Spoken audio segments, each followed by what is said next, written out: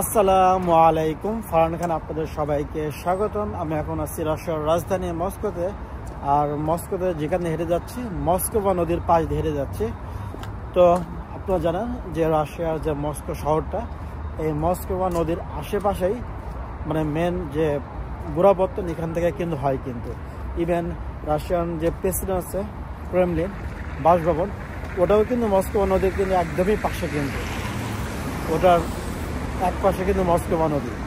তো এই শহরটা রাজধানী হওয়ার পিছনে এবং এই শহরটা মস্কো হওয়ার পিছনে এই মস্কোভা নদীর কিন্তু অনেক অবদান আছে। কিন্তু ইভেন এই মস্কোর একটা রাস্তা আছে, সেটা হচ্ছে দুইটা রাস্তা খুবই জনপ্রিয়। এটা হচ্ছে আরবাৎস্কা এবং নিকোলস্কা।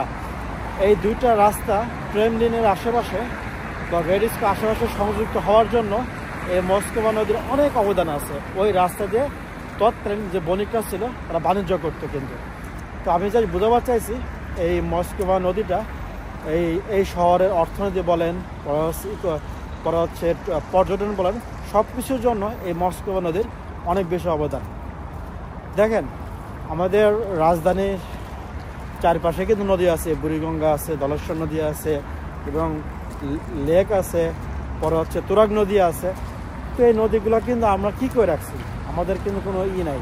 আর এই মস্কোভা নদীর একদম পুরোটা জায়গাটা একদম সুন্দর করে বাদ দিয়ে রাখা এবং নদীর দুই পাশে হাতের দিল স্টাইলের এই রোড করে রাখা।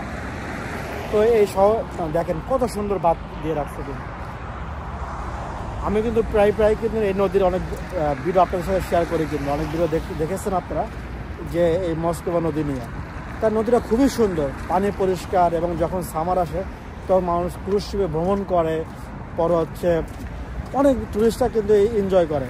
আবার যখন কিছুদিন পরে নদী একদম পুরো বরফ হয়ে যাবে, তখন কিন্তু এই বরফের ভিতরেও ক্রুজ শিপ চলে, কিন্তু জাস্ট উইন্টার উপভোগ করার জন্য। কিন্তু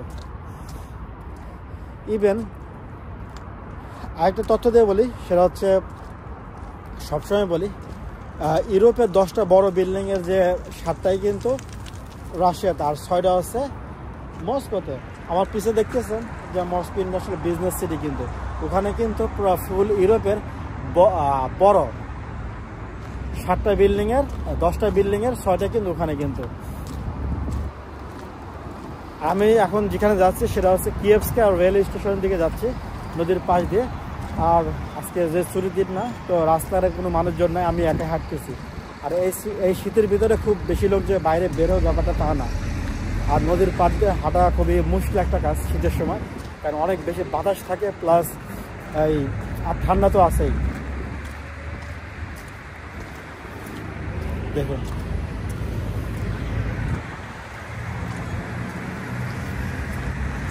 তো আমার এই নদী দেখে এত বেশি ভালো লাগা একটা রিজন হচ্ছে এই নদীর দুই পাড় অনেক সুন্দর করে বাঁধ দিয়ে রাখা, মানে ঢালাই করে রাখা।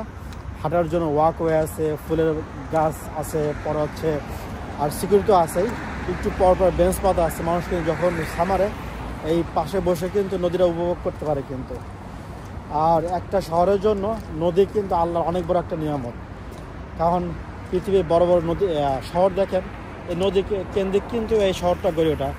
আপনার লন্ডন দেখেন টেমস নদী, পরে হচ্ছে নিউ ইয়র্কে দেখেন হাডসন আছে, এই মস্কোতে মস্কোভা, এবং রাশিয়ার দ্বিতীয় বৃহত্তম শহর সেন্ট পিটারবার্গ, ওরাও কিন্তু নেভা নদীর পাশে কিন্তু গড়ে উঠছে। কিন্তু ইভেন ইউরোপের রাশিয়ার যত বড় বড় শহর আছে, ইউরোপের দীর্ঘতম যে নদীটা সেটা হচ্ছে ভলগা নদী, সেটা রাশিয়া থেকে কিন্তু পুরো ইউরোপে গেছে, ইউক্রেন হয়ে একদম পোল্যান্ড জার্মানি পর্যন্ত চলে গেছে কিন্তু নদীটা।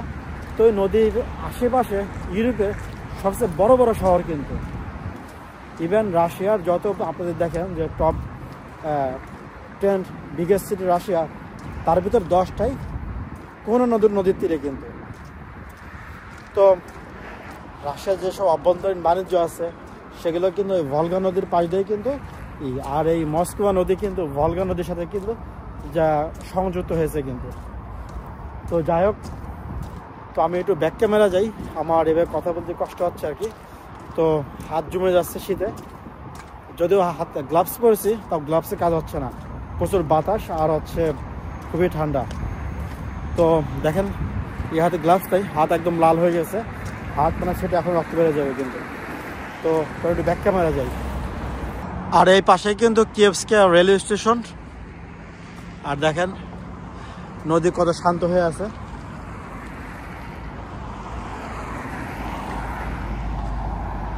আর আশেপাশে বিভিন্ন হোটেল আছে, পরে হচ্ছে রেস্টুরেন্ট আছে, বার আছে, সব কিছু আছে। সামনে একটা ব্রিজ আছে, তো এদিকে যাচ্ছি, ব্রিজ পর্যন্ত ভিডিও করব। আর দেখেন রাস্তাঘাটে আমার মানুষজন নাই, সবাই গাড়িতে, কারণ এই শীতে কে হাঁটাহাঁটি করবে।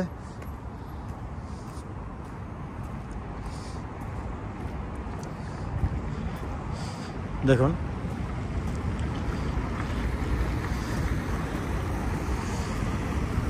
দেখেন এখানে কেউ এসে বসতে পারবে না, কেন অলরেডি এখানে বরফ জমে আছে। কিন্তু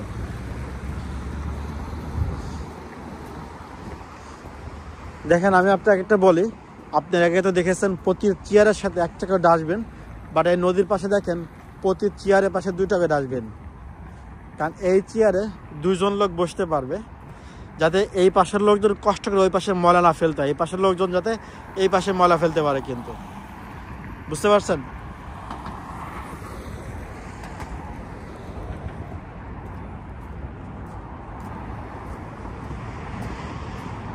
দেখেন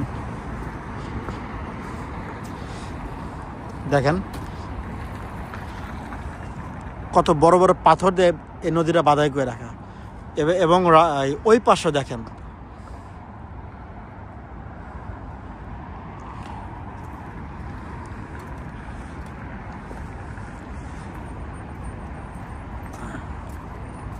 চলুন সামনে আগাই।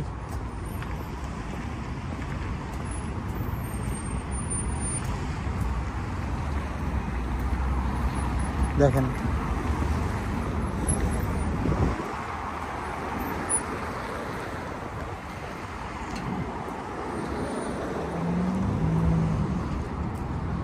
আমি লাস্ট 2 বছরে এখন পর্যন্ত 4 থেকে 5 বার মস্কোতে গাড়ির হর্ন শুনছি।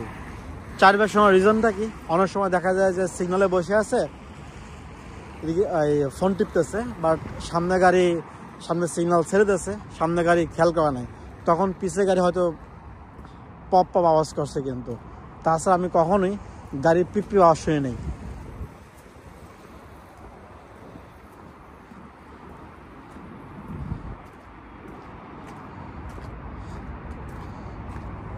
দেখুন এটা একটা কমিউনিটি সেন্টার, ইভেন্ট হল, যে কোনো পার্টি, বিয়া। দেখেন এই নদীর পাশ দিয়ে যেসব বিল্ডিংগুলা ডুপ্লেক্স এবং খুবই সুন্দর, ম্যাক্সিমামই হচ্ছে বার, নাইট ক্লাব, রেস্টুরেন্ট এসব।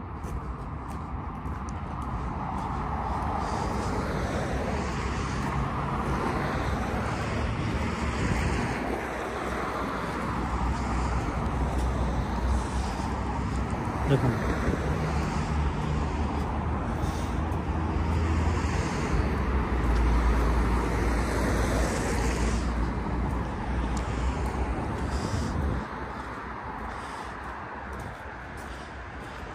পানি কমে গেছে এখন, যেহেতু বর্ষাকাল না। তবে এখানে নদীতে পানি কন্ট্রোলিং করে, মাঝখান থেকে যখন সামার একটু পানি বেশি থাকে, এখন যেহেতু শীতকাল।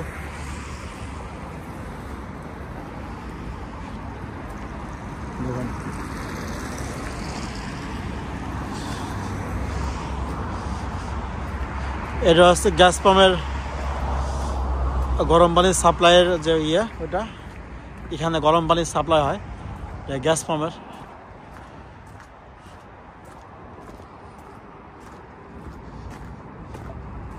দেখুন কি শান্ত, একদম নিরিবিলি পরিবেশ।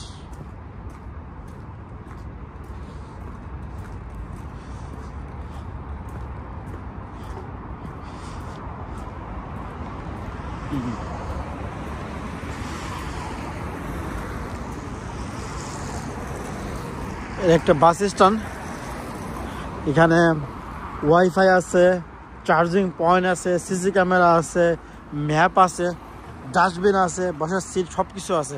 কত সুন্দর ব্যবস্থা।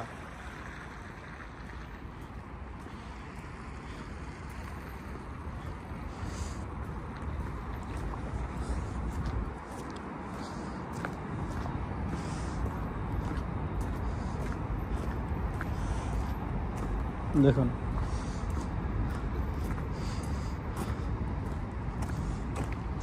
এই নদীর পাশ দিয়ে ম্যাক্সিমাম বিল্ডিং অনেক পুরাতন, কারণ তার রিজন হচ্ছে যখন ফার্স্ট মানে বসত বাড়ি বা শহরে গোড়াপত্তন হয় নদীর আশেপাশে হয়, কিন্তু এই বিল্ডিংগুলো সব সোভিয়েত ধাঁচের বিল্ডিং, অনেক ডিজাইন করা সুন্দর সুন্দর বিল্ডিং।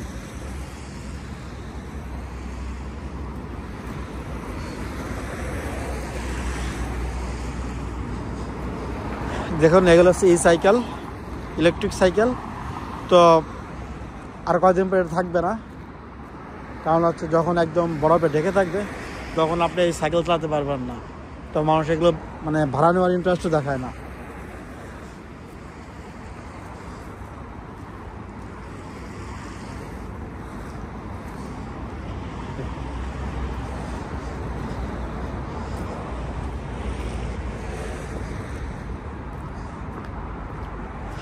দেখেন নদীটা কাজে লাগিয়ে দুই পাশে কিন্তু 4-4-8 লেন, 9 লেন, এই পাশে 1 লেন পার্কিং আর 4 লেন হচ্ছে আসা যাওয়ার জন্য। 4-8 লেনের রাস্তাও করছে, আবার কি ওয়াইড দেখেন ফুটপাথ। দেখেন এই শীতের ভিতরে দৌড়াদৌড়ি করতেছে, ব্যায়াম করতেছে, এক্সারসাইজ করতেছে। এটা আসলে মানুষ না, এটা হচ্ছে এলিয়েন।